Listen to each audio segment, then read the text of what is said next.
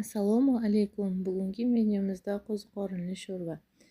Yarim kilo qo'ziqorin hamda 2 dona kartoshka, 1 dona piyoz. Ishimizni kartoshkani to'g'rab suvga solishdan boshlaymiz. Alohida tovada yog'ni qizdirib, piyozni qovurib olamiz tillarang bo'lguncha. So'ngra qo'ziqorinni to'g'rashda davom etamiz. Piyoz o'lgandan so'ng qo'ziqorinni solib olamiz. Qo'ziqorinli sho'rvamiz juda ham foydali hisoblanadi. Parhezbop taom. Juda ham mazali ovqatlardan biriga kiradi. Uni tayyorlash jarayoni ham juda oddiy.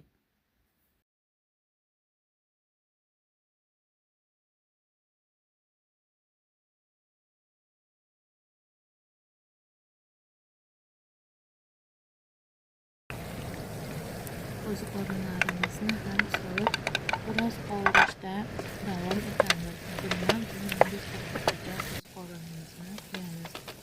Tayyor bo'lgach, qaynab turgan kartoshkali suvga solib qaynatishda davom etamiz.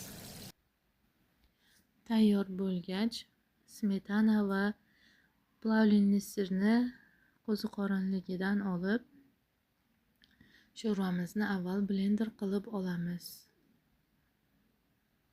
Yaxshilab aralashgunga qadar. So'ngra smetanani solib, yana bir xil massa bo'lguncha blender qilishda davom etamiz. Keyin esa qo'ziqorinli sirimizni solib olamiz.